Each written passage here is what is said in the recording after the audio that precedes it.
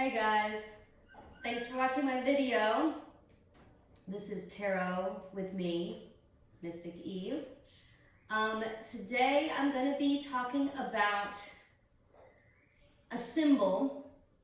We talked about symbolism yesterday, and this symbol has kind of come into focus through many different ways in the last couple of days, and it is the swastika. Now, I have known about the swastika and how history has flipped it and reversed it from being a beautiful, very lucky abundance symbol to being a very negative, associated with the Nazis, and some really bad racist connotations. I also want to say that I focus more on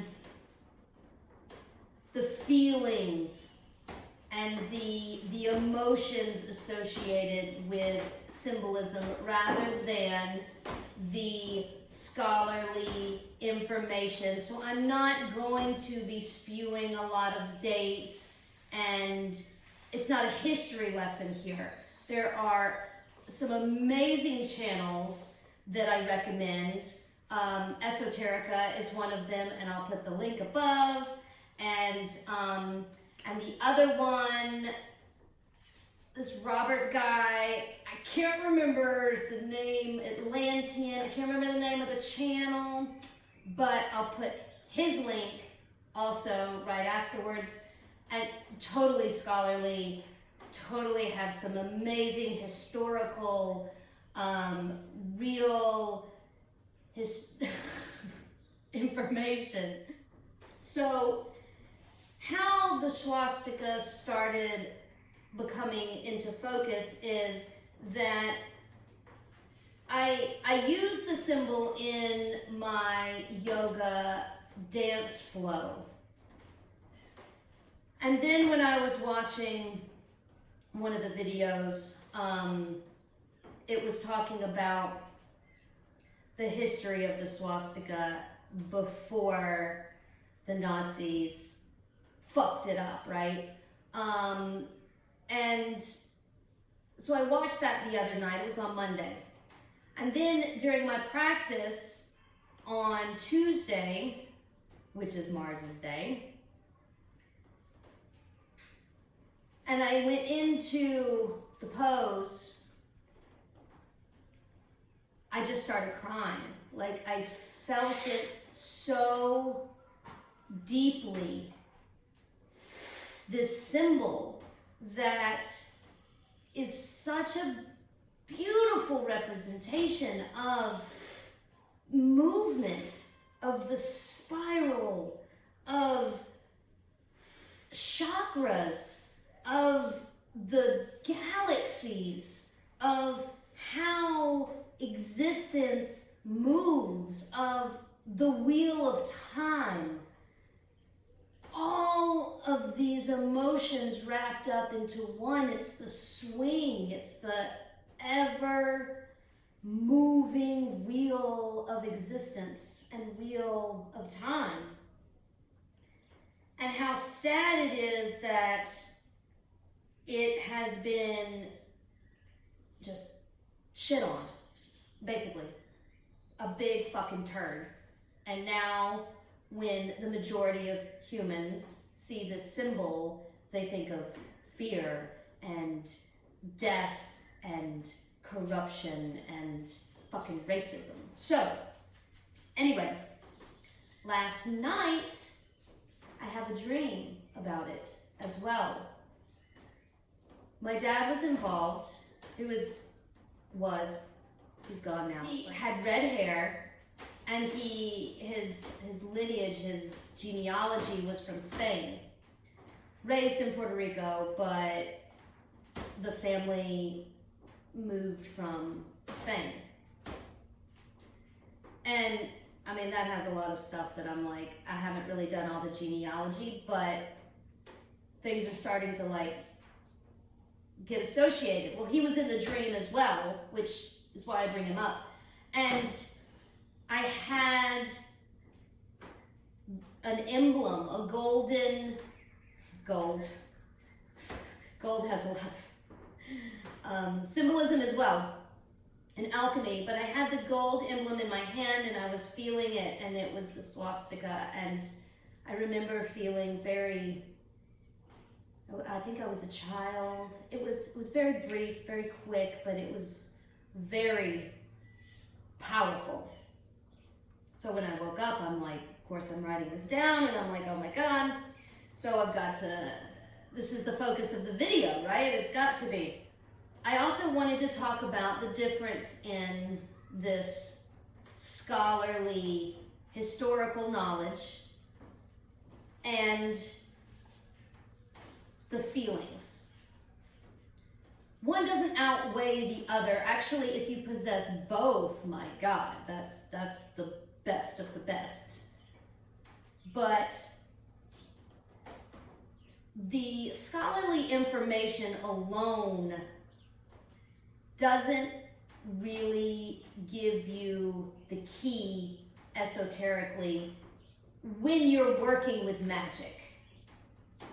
It's just knowledge, it's not wisdom. The feelings and the emotions give you the key. And I also wanted to point out, for those of you who feel deeply, a lot of us, because I am the same way, would be considered on the spectrum of autism. We just feel things so deeply that we can't really function in the world that this society has created, because it tries to squash your feelings. Don't feel anything because you've got to work 40 hours a week, right? Like, how can you feel anything if you've got to produce that much just to, provide a roof over your head and food on your table? So the society is trying to suppress that. Well, those of us who feel deeply, it's like, no, we can't function like that. It's impossible to function like that. And sometimes you feel like this world is just too much. It's like, fuck all of this shit.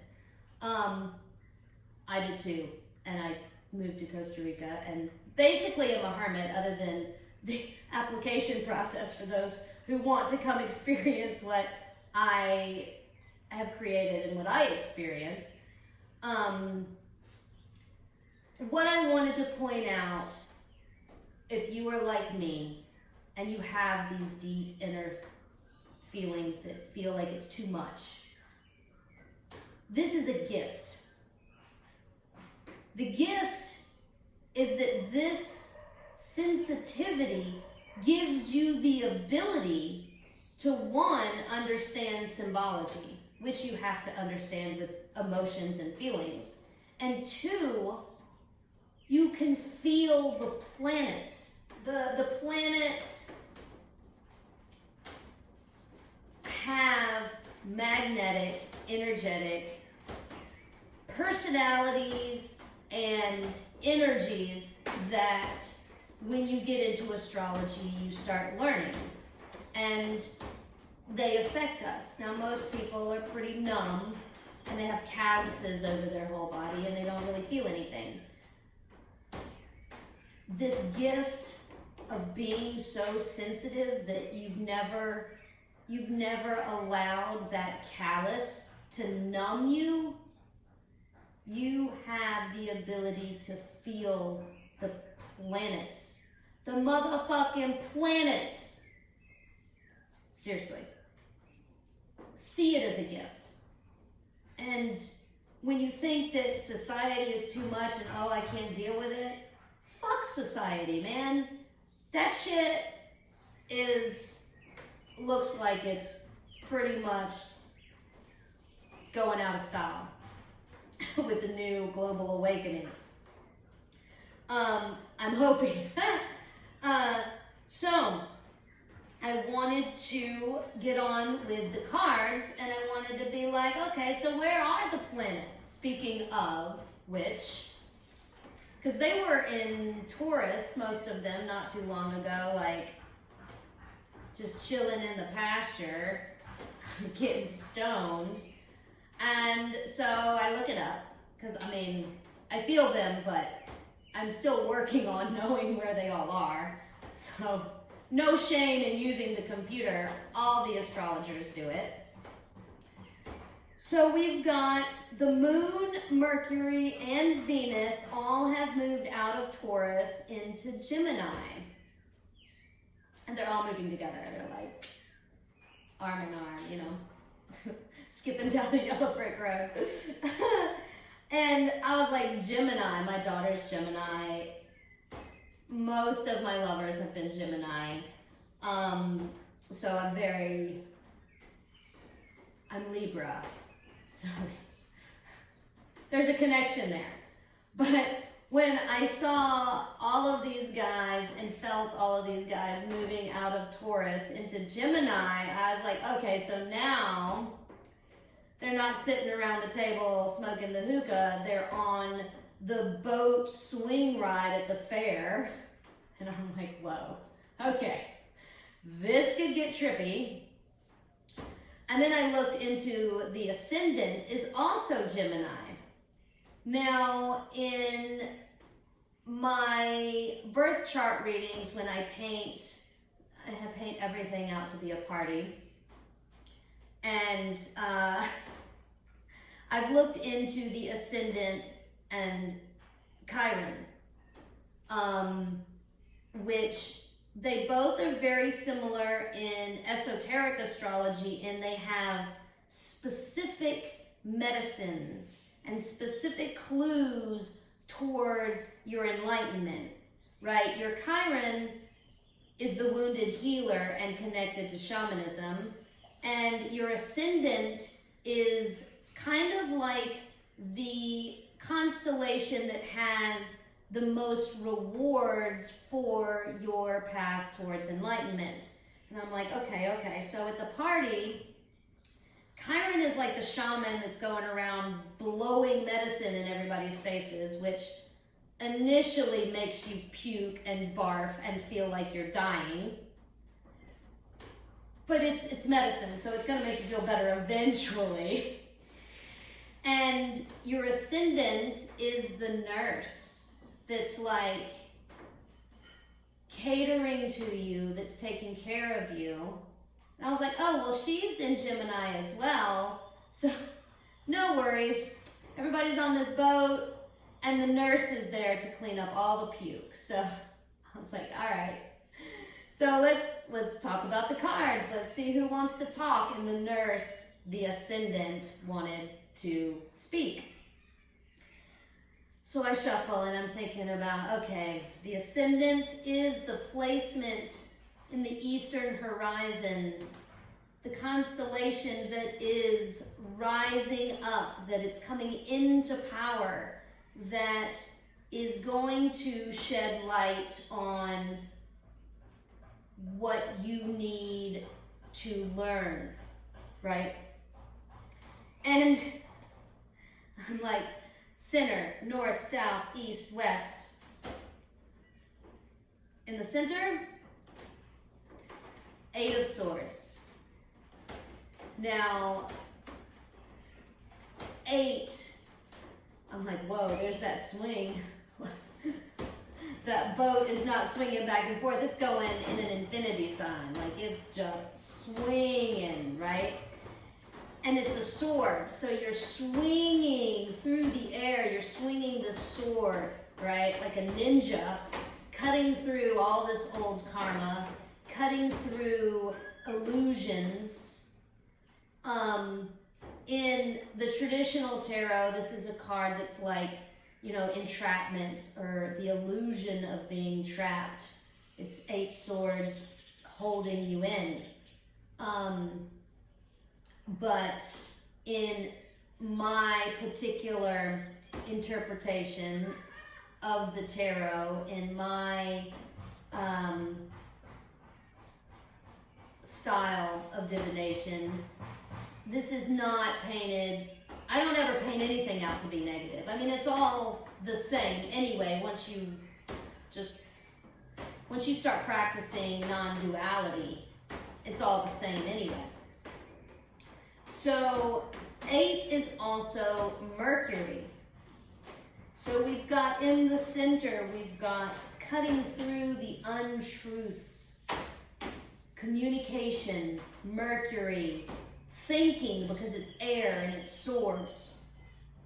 All right. So what we got in the north, which is in the air, and it's the Queen of Swords. So I'm like, that works out beautifully, because you've got this Mercury in the center, and then all of a sudden you go, whoosh, the Queen of Swords. She is sharp. She's intellectual. She rules the mind. She is the divine feminine of thought. She is the Dakini with the blade that's cutting through all of the shit. Oh, and I also realized that she showed up in the last spread as well. If you don't remember, I will put the link of the last video right up here. And she was in the center when we were talking to Mars, which I thought was cute. I'm like, okay, you gotta focus that mind. You've got to sharpen your mind. All right, so what we got in the south? 7 of Swords. And of course, I'm like, whoa. Okay, immediately, I think of this sword just piercing through all of your chakras, right? Like, all the way up into your brain, just piercing through everything. I was also a piercer as a tattooist. Back in those days, if you were a tattooist, you pierced as well. Because if somebody wanted a piercing, that shit was quick and easy money.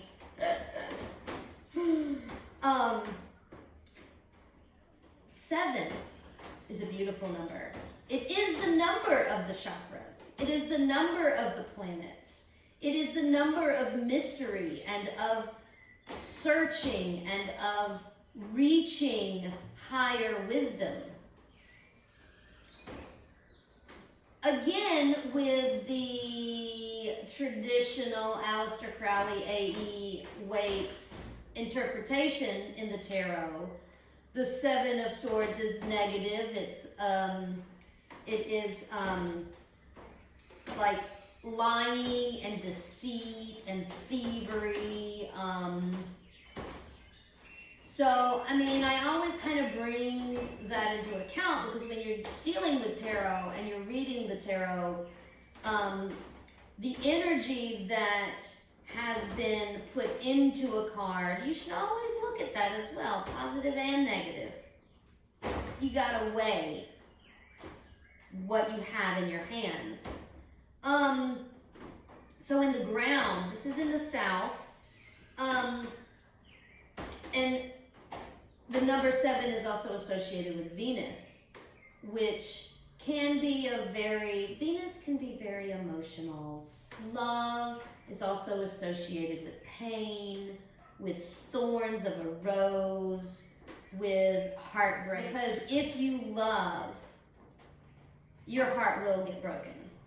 Eventually. It's just, unless you're extremely lucky in life and it's like, wow, good for you. Thumbs up if you're like, got that whole love shit figured out from the get-go. I looked at this and I realized that we've got, if we look at just the planets, we've got Venus, the number 7, in the ground with a sword, holding us. The center, we've got Mercury, number 8, with the sword. And then in the north, we've got the Queen holding the sword. we've got love, triumph, glory, and queendom. And then I got excited to see what was on both sides, and I was like, oh my God, if Earth is on both sides, that would be really cool. And I flip it, and it's Jack of Diamonds, Pentacles, which is Earth, so I'm like, yes, I knew Earth was going to be there.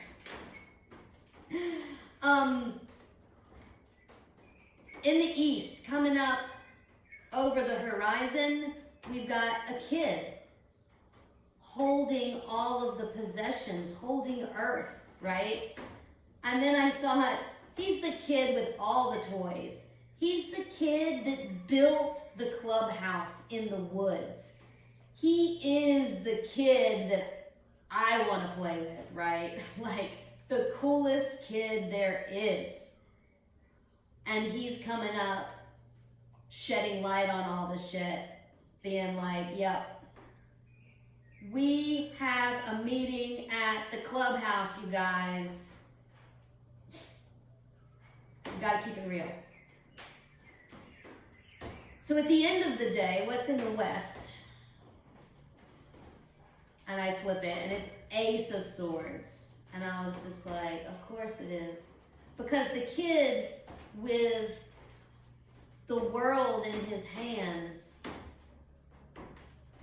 and love of Venus and the help and the communication and the messenger of Mercury is going to give us the powers of air, of technology, of new insights, of global awakening, changing our consciousness for the better.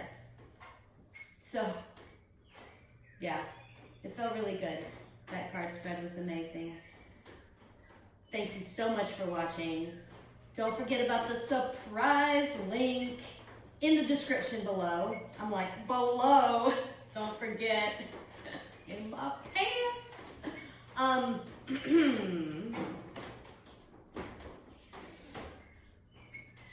Please like and subscribe if you like this channel. That shit really does help me out. Last time I checked, I had these little fireworks going off on my YouTube, whatever the little, you know, when I open up the website and it tells me all of the analytics about the YouTube channel, and it was like, woo, it made me feel so good.